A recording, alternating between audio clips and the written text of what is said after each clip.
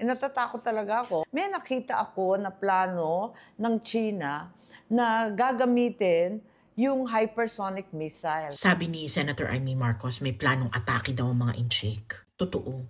Totoo yun! Noong 1574, si Limahong ang nagplano. Limahong was a Chinese pirate and warlord who constantly raided ports in Guangdong, Fujian, and southern China. When Limahong started intercepting Chinese merchant ships which were trading with the Spanish, Limahong realized stealing from the Spanish would be more lucrative. So he set his target on Manila. Limahong had a fleet of 60-plus ships, a few thousand soldiers, and they set sail to invade Manila in 1574. Their first target was the leadership, of course. They attacked Intramuros and killed Martin de Goiti. They did not expect the prowess of a local man named Galo, who led his barrio in fighting the Chinese invaders. He organized them so skillfully that the enemies suffered great loss, and according to lore, the bay turned red with the invaders' blood. Later, Galo was knighted by the Spanish colonial government in Manila for his heroism and was granted the title of Don. His barrio is now known as the barangay of Don Galo in Parañaque, where a statue stands of Don Galo and Limahong in battle. After the Chinese suffered a lot of casualties, they retreated to their ships and dropped anchor at the port of Cavite. In later years, because of distrust, the entry of Chinese traders into Manila would be limited, and they could only trade on that same strip of land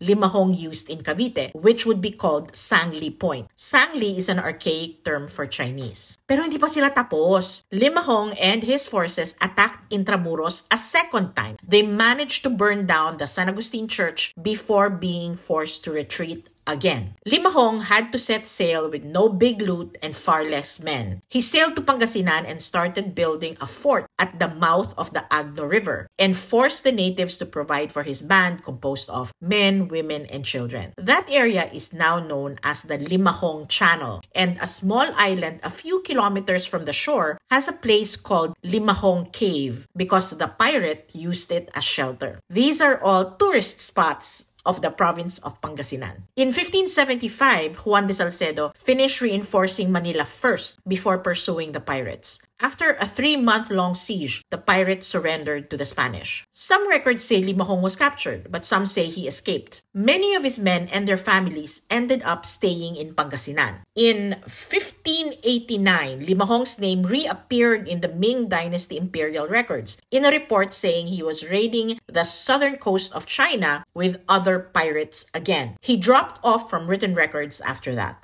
2 books, Philippine Politics by Lynn White and The Conjugal Dictatorship by Primitivo Mijares, mention that President Ferdinand Marcos Sr. believed that he was a descendant of Limahong. Not the men of Limahong, but the pirate himself. This lore was passed on in the Edrelin side of the family, it seems, but the claim is not substantiated by dutiful research as far as the Filipino genealogy community is aware. Back in the 60s and 70s, sharing this unverified cuento was perhaps a way to appear closer to the wealthy but tight-knit Chinese community. Today, it would make absolutely no sense to share that unvetted cuento.